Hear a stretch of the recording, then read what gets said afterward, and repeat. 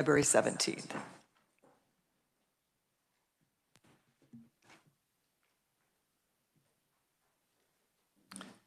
We have a little feedback here.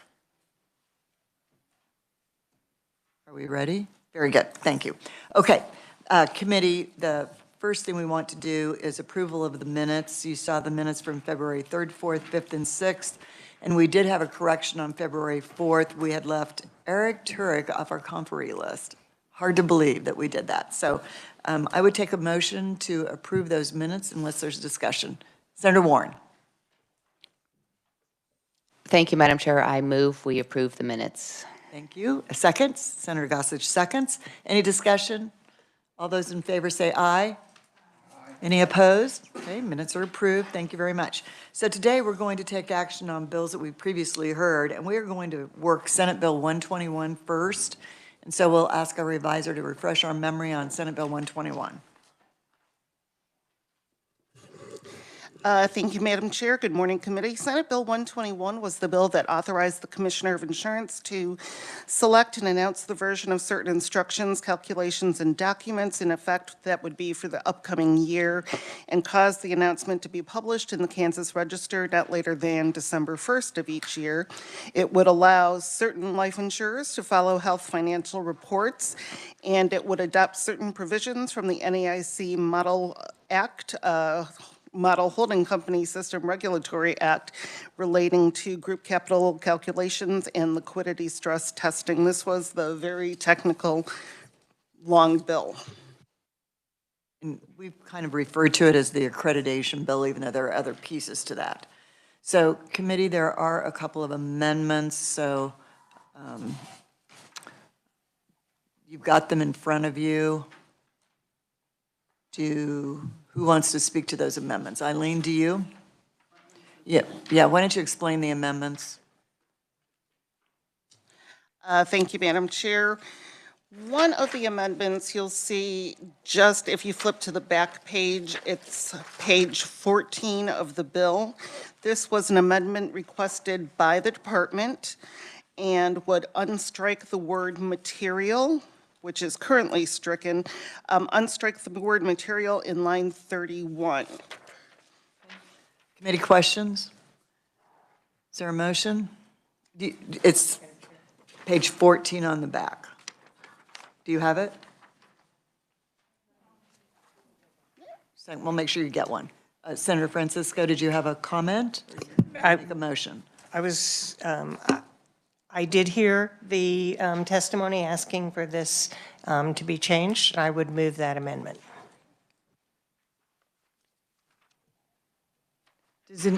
We have a motion and a second. Is there any discussion for those of you who just got a copy of that amendment? Are you comfortable with that? Okay. All those in favor of this amendment say aye. Any opposed? Okay. Amendment passed. We have a second amendment that's a little bit more complicated, in a good way, complicated in a good way. Eileen? Whoops. Thank you, Madam Chair. The second amendment is a bit lengthier. It's 2 pages. What this bill would do, if you look in the title on the balloon, it would exempt certain entities from state regulation as health benefit plans. And you see the corresponding amendments. Where section 2 is currently, we're going to insert KSA 40-202 from the amendment, and it's the attached page that you can see says section 202. We're adding language at the end of that statute to exempt as well. The lead-in language for the statute says that nothing in the insurance code shall apply to, and we're going to add to that, a self-funded health plan established or maintained for its employees or a subdivision, for its employees by the state or a subdivision of the state, a school district, any public authority, or by a county or city government or any political subdivision, agency, or instrumentality thereof, or Subsection L, a self-funded plan established or maintained for its employees by a church or by a convention or association of churches that is exempt from tax under Section 501 of the Internal Revenue Code. And then if you move further down, on the second page of the balloon, it's actually the last page of the balloon. I just didn't print the intermediary pages. Where section 10 would be, we're going to insert KSA 40-4602, which is also on the attachment. And to health benefit plan, we're also adding the words a self-funded health plan, basically what you heard in the previous amendment, but a health benefit plan means any hospital or medical expense policy, et cetera. And we're adding a self-funded health plan established or maintained for its employees by the state or a subdivision of the state, a school district, any public authority, or by a county or city government or any political subdivision, agency, or instrumentality thereof, a self-funded health plan established or maintained for its employees by a church or by a convention or association of churches that is exempt from tax under Section 501 of the Internal Revenue Code. And just because I can't help myself, we're going to strike that which and turn it into a that. Okay, committee questions on the amendment? Senator Gossage. Madam Chair, I believe the second page to which Eileen was referring maybe is on the back that we didn't get. Is that possible? I don't have that either. So we don't have that, what's in your hand right now.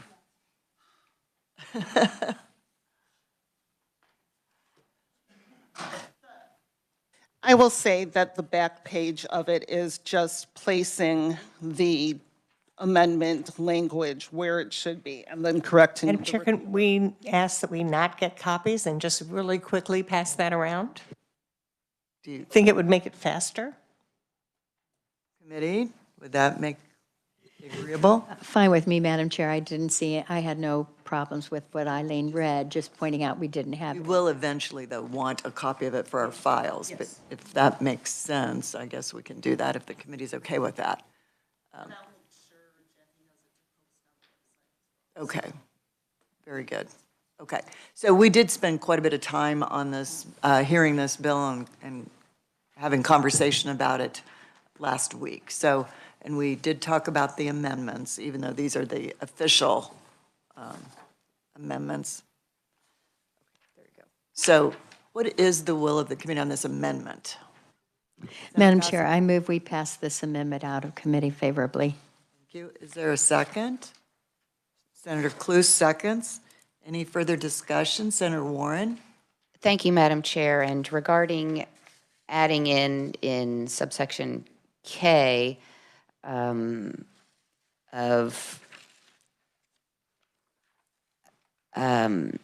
in section 2 of the bill regarding self-funded health plans by any public authority, we did hear some testimony, I think, on this bill from our self-funded, some of our hospital entities and things like that. Is that what this amendment does? It addresses their concerns and what they were asking for?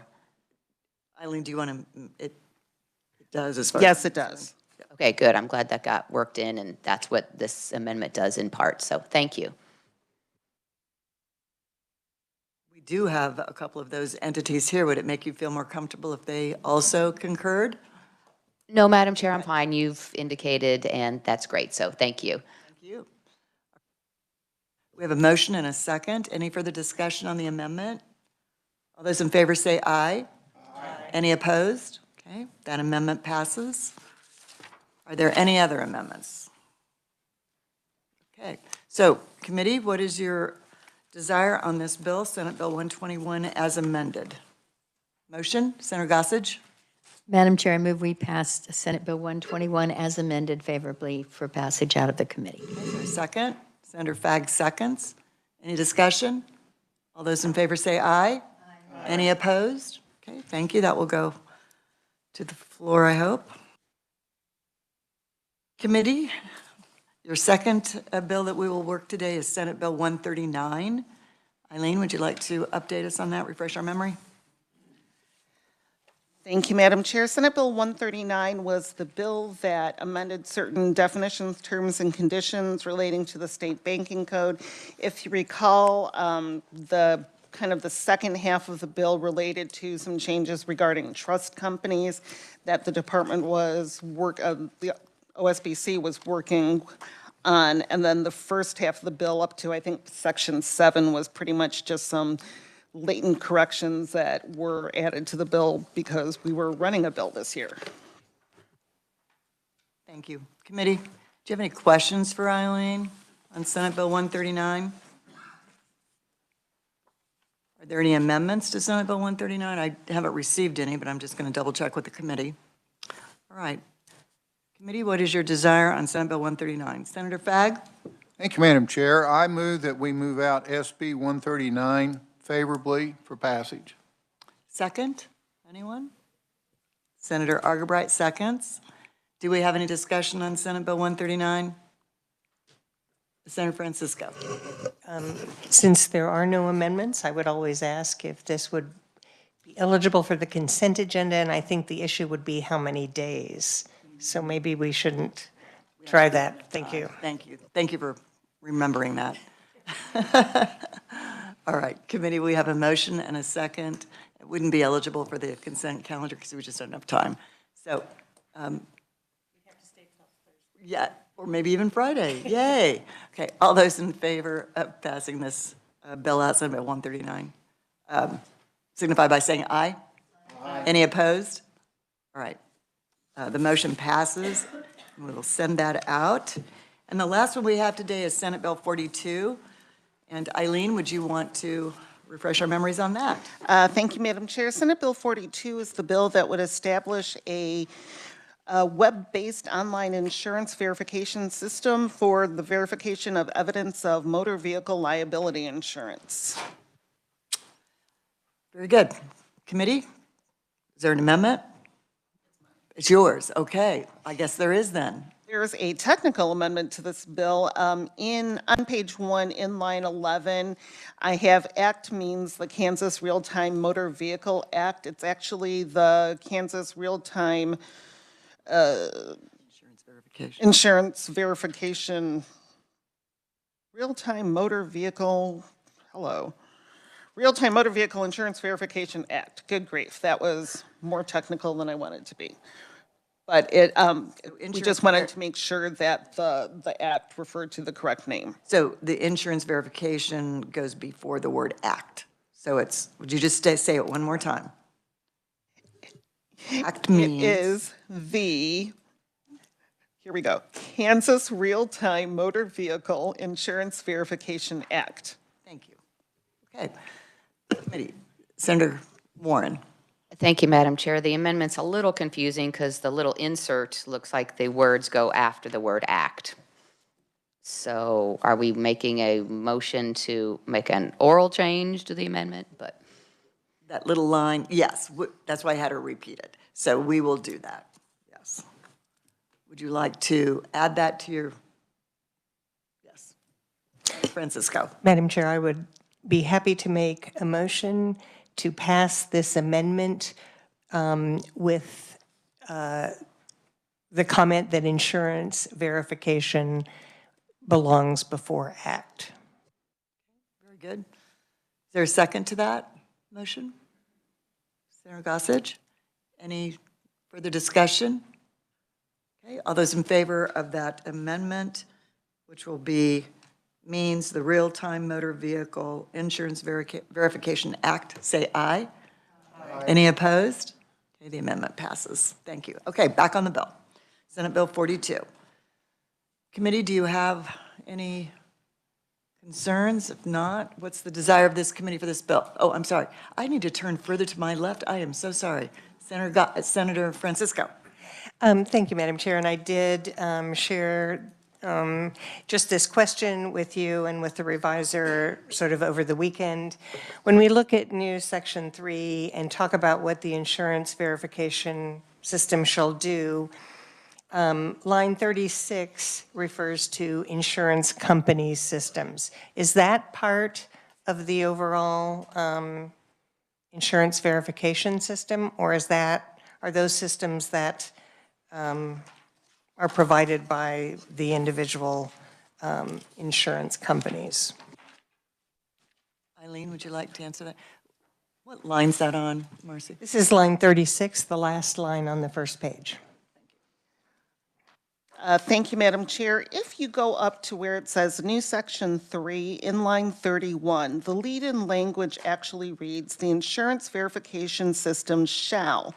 Then paragraph 1, subparagraph A says transmit requests to insurers for verification of motor vehicle liability insurance via web services established by the insurers in compliance with specifications and standards prescribed by the Commissioner in rules and regulations. And then we roll into subparagraph B, insurance company systems shall respond to each request.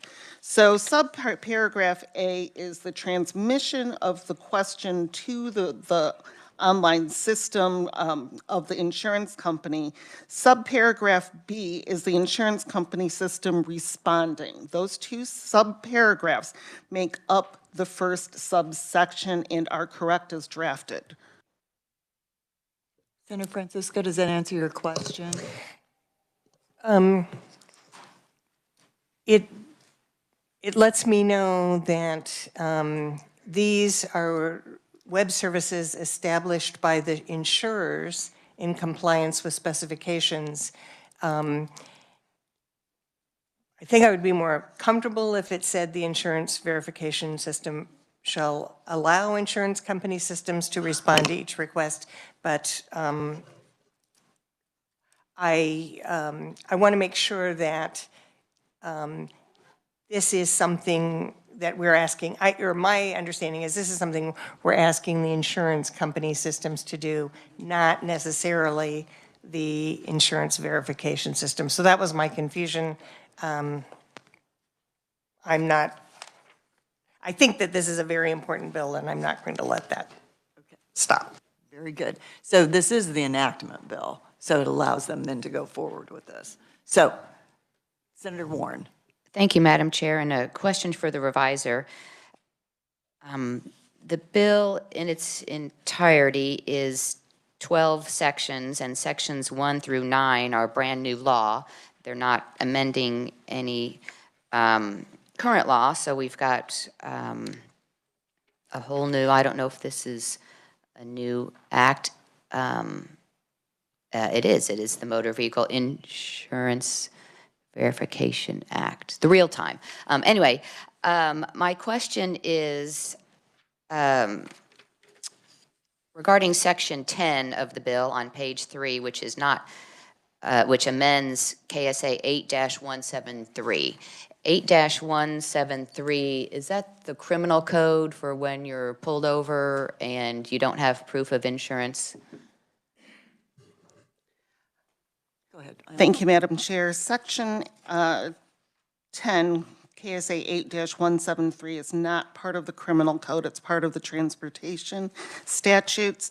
And basically, all we're doing in that section is striking the portion of that statute that says any motor vehicle liability insurance company which is providing verification of insurance online or electronically on the day preceding the effective date of this act may continue to do so. As we learned when we briefed the bill and heard testimony, this new online verification system will supersede any other provision of services for verification of insurance. So that's why this statute's being amended to strike that portion and to add the portion on page 4 in line 33 that says, in accordance with the provisions of the Kansas Real-Time Insurance Verification Act and sections 1 through 9 and amendments thereto. That's the act and its citation. Those would be, that would be the method to satisfy this statute in verifying insurance for purposes of that transportation statute. Thanks for that answer.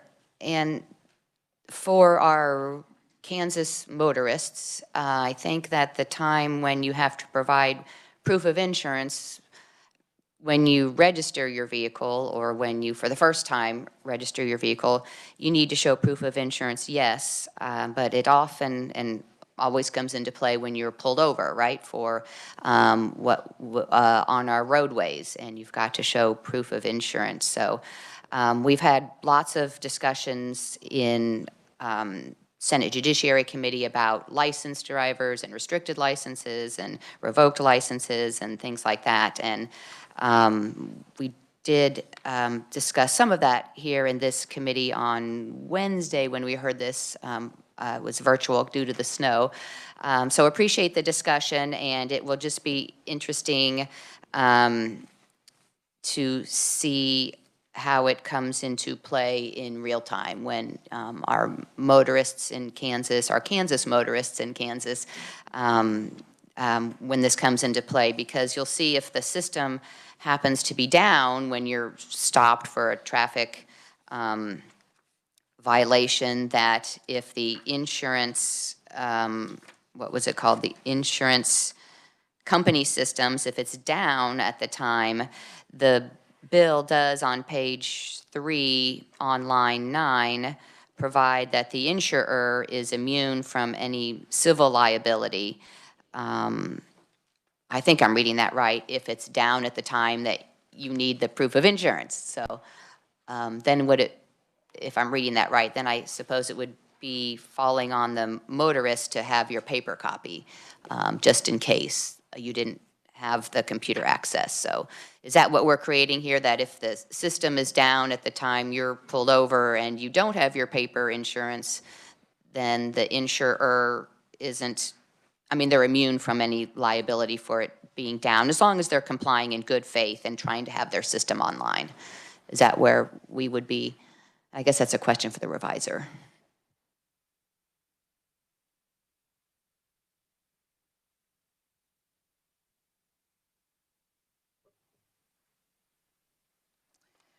I believe that subsection pertains to when the system is down for ongoing maintenance and such in new section 5. It is the enactment portion of the department providing funding, but in new section 6, which is this section, insurers shall cooperate with the commissioner in establishing and maintaining the insurance verification system. Subsection B says insurers shall be permitted reasonable downtime for maintenance and other work with advance notice.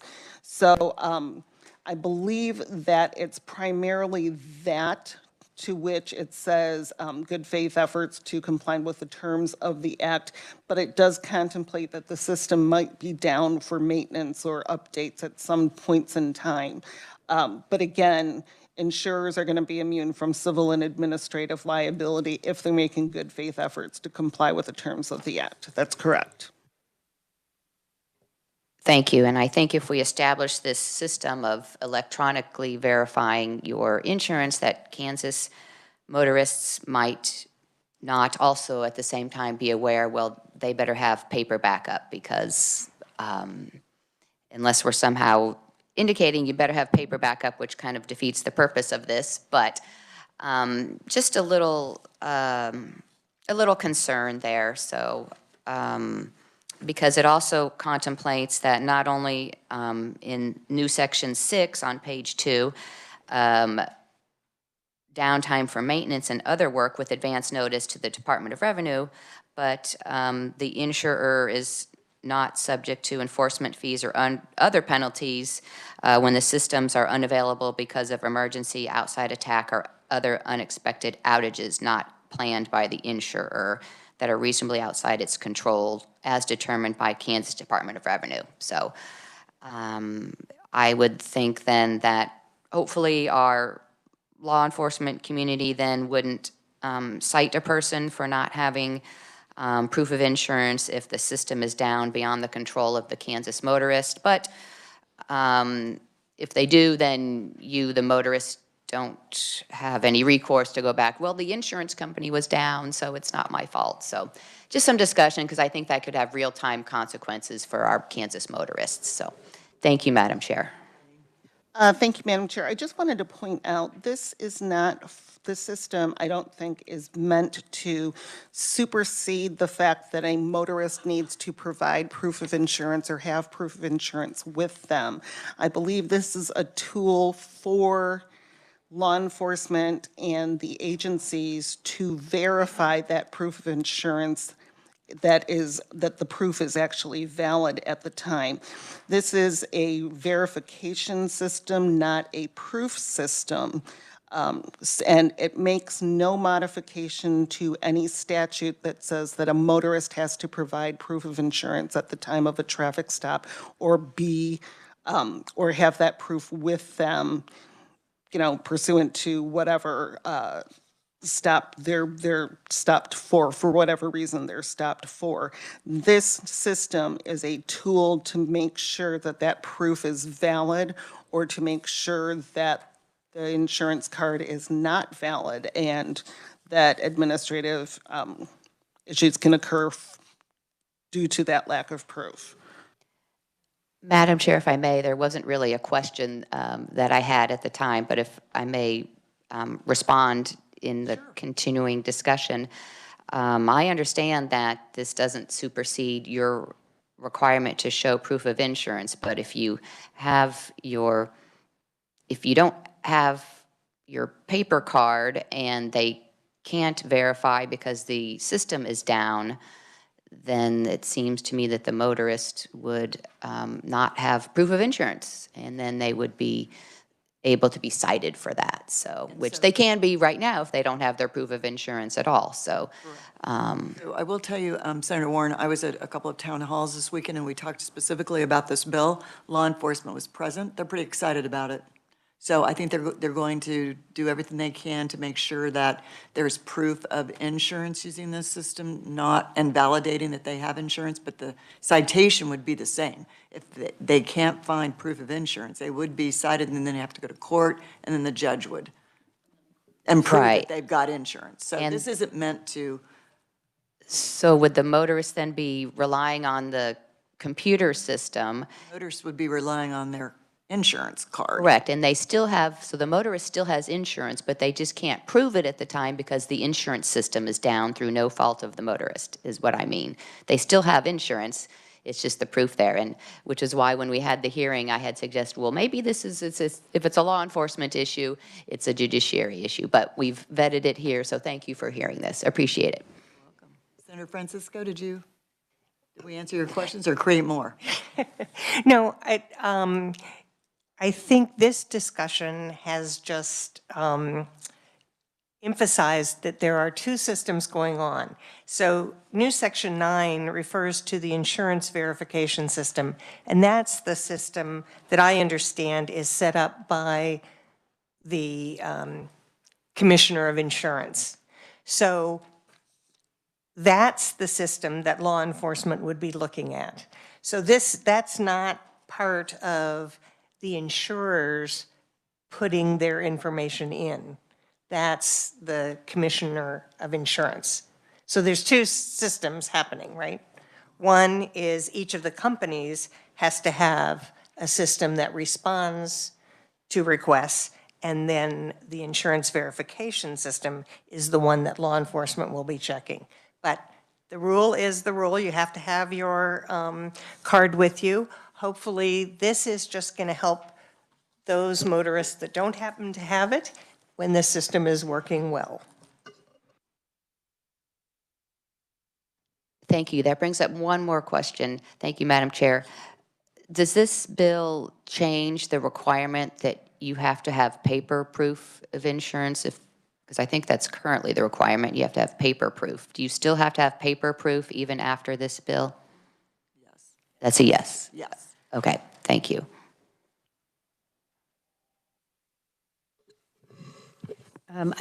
Thank you, Madam Chair. I just want to point out that I believe it's under Section 10.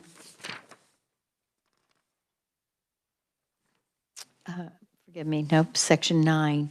their line 26, I think, or 24, it speaks of the electronic device that one could show on their phone that they have a picture, so not necessarily paper, that you have a picture of your license, or I mean, of your proof of insurance, or you can go to the website of your insurer and pull up that you have proof of insurance if available. Am I correct? Does it necessarily mean paper? What line are you on? I'm not seeing that. You said new section 9, page It's 3. on line, it's on page 4, starting with line, I'll go back up here, examination of photocopy, facsimile of an image displayed on a cellular phone or any other type of portable electronic device of any of these documents shall suffice for verification of registration or renewal. And then any person whom such image of proof of insurance, self-insurance, or other financial security required by Article 31 of Chapter 40 of the Kansas statutes annotated and amendments thereto is displayed shall view only. So in other words, if I hand my phone to the police officer or somebody at the registration desk where I'm renewing my license, they aren't allowed to look through the rest. It goes on to say they're not allowed to look through the rest of my phone. They're just allowed to look at the picture that I have. So it would appear to me that one can use your phone, either a photo of your driver's license or I'm sorry, forgive me, your insurance, or that you can go online to the website where you get your insurance and show that as proof of insurance rather than just the paper copy. Eileen, did you wish to comment on that? Thank you. Thank you for that. Any other comments? Senator Fagg? Madam Chair, if you're ready for a motion. I think so. I think we've had a very robust discussion, so I think we're all very comfortable now. Okay. I move we pass out favorably SB 42 as amended for passage. Is there a second? Senator Rose, seconds. Any further discussion? All those in favor, say aye. Aye. Any opposed? Okay. Do you want to be recorded or just, okay, very good. All right, that passes as amended. We will take that then and put it on hopefully general orders. All right, committee, that is our sum total of all of our actions for this day, and we have no more bills to work. So thank you for all of your hard work. We'll be on the floor then Tuesday, Wednesday, maybe Thursday, and then when we come back on Tuesday of next week, we'll start holding hearings, and those hearings will be on House bills that have gone through the Insurance Committee that we've already heard as a Senate bill. So it should move pretty fast. So we'll probably do 3, maybe 4 hearings a day and try and move through those as quickly as we can. So thank you so much.